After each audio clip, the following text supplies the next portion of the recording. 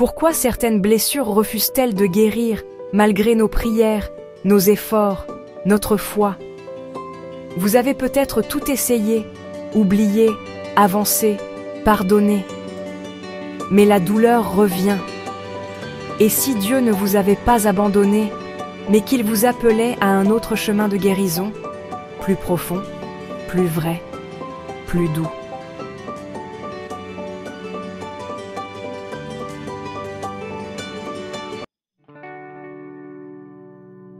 Dans cette vidéo, je vous propose un moment d'écoute, de vérité et d'espérance, pour comprendre pourquoi certaines blessures restent ouvertes, ce que Dieu veut y faire et comment les vivre sans qu'elles nous détruisent.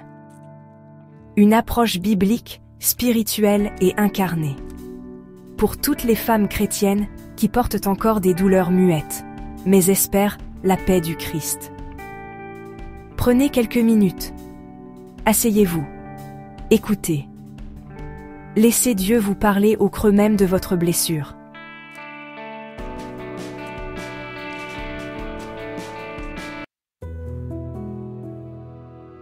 Pourquoi nos blessures ne guérissent-elles pas? Premièrement, parce que nous voulons qu'elles disparaissent, au lieu de les traverser.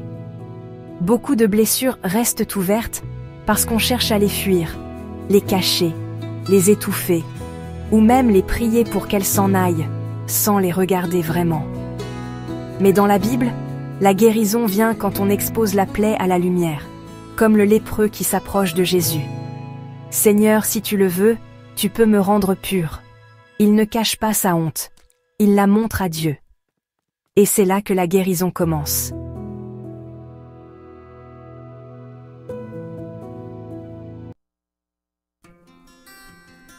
Deuxièmement, parce que nous confondons oubli et guérison. Beaucoup pensent qu'ignorer, passer à autre chose ou pardonner vite suffit pour guérir. Mais guérir, ce n'est pas oublier, c'est intégrer. Accepter que cette blessure fait partie de mon histoire, qu'elle a laissé une trace, mais qu'elle ne me définit plus. Il pense à la poussière dont nous sommes faits, Psaume 103, verset 14. Dieu ne banalise pas nos blessures. Il les regarde avec tendresse.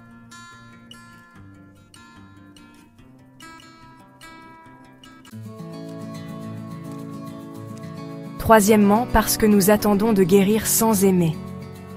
Parfois, nous restons centrés sur notre douleur, isolés dans notre souffrance, convaincus qu'il faut être guéri pour aimer à nouveau, pour donner, pour vivre. Mais l'Évangile dit l'inverse. C'est en donnant que l'on reçoit.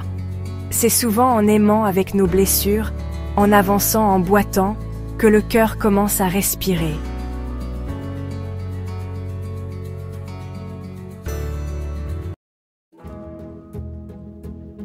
Quatrièmement, parce que, vous savez, nous voulons souvent guérir seuls.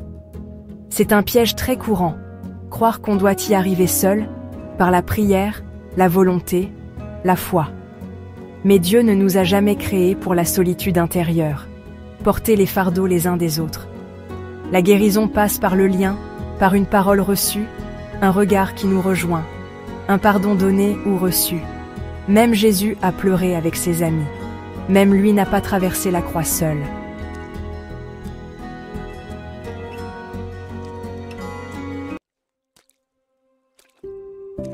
Et enfin, cinquièmement, parce que parfois, certaines blessures nous rattachent à Dieu. Et c'est le plus mystérieux. Vraiment, il arrive que Dieu ne referme pas une blessure tout de suite, parce qu'elle devient un lieu de communion, de profondeur, de transformation. Comme Paul qui supplie Dieu d'ôter l'écharpe dans sa chair. « Ma grâce te suffit, car ma puissance s'accomplit dans la faiblesse. » Alors non, ce n'est pas une punition. Ce n'est pas un oubli. C'est peut-être une blessure sanctifiée, qui vous unit au Christ souffrant et à tant d'autres qui pleurent encore en silence.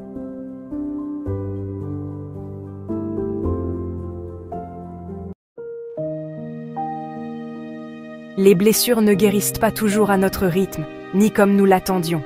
Mais dans le royaume de Dieu, rien n'est stérile, pas même une plaie. Et si votre douleur devenait un puits, par lequel Dieu vous rejoint, Et si cette faille devenait le lieu où l'amour passe, là où vous ne contrôlez plus rien, mais où vous laissez Dieu penser ce que vous lui confiez vraiment. Dieu ne méprise pas les cœurs blessés. Si certaines blessures ne guérissent pas tout de suite, ce n'est pas que Dieu est loin, c'est souvent parce qu'il est en train de guérir plus en profondeur. Non pas simplement ce qui fait mal, mais ce qui est déformé en nous par cette douleur, l'image de nous-mêmes, notre confiance, notre espérance, notre capacité d'aimer. Il ne veut pas seulement refermer une plaie, il veut refaire le cœur entier. Et parfois, cela prend du temps. Le temps de la vérité, le temps de la présence, le temps de l'amour. L'Éternel est proche de ceux qui ont le cœur brisé, et il sauve ceux qui ont l'esprit abattu. Alors ne vous découragez pas si vous saignez encore. Ne vous condamnez pas si la paix ne revient pas comme vous l'espériez. Car Dieu travaille dans l'ombre. Et même les cicatrices que vous ne voyez pas encore porteront un jour la marque de sa gloire.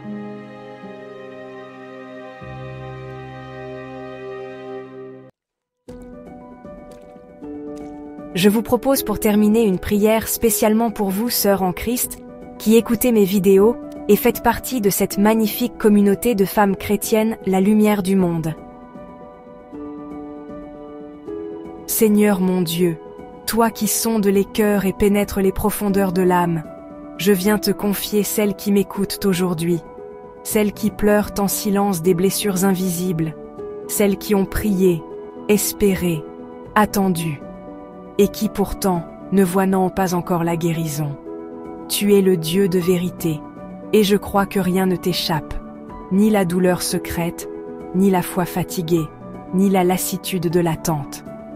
Je t'en prie, Seigneur, viens éclairer les ténèbres de ceux qui restent incompris. Montre-leur que ton silence n'est jamais abandon et que ton temps est toujours un temps d'amour. Donne-leur la paix, même sans réponse immédiate. Donne-leur de s'abandonner à toi et de croire que tu travailles dans l'invisible, même quand tout semble figé. Guéris, Seigneur, quand c'est l'heure. Et soutiens, Seigneur, quand ce n'est pas encore le temps. Car tu es fidèle et ton amour ne faillit jamais. Je te les remets. Dans le nom puissant de Jésus-Christ, lui qui guérit les cœurs brisés et relève les âmes épuisées. Au nom de Jésus, Amen.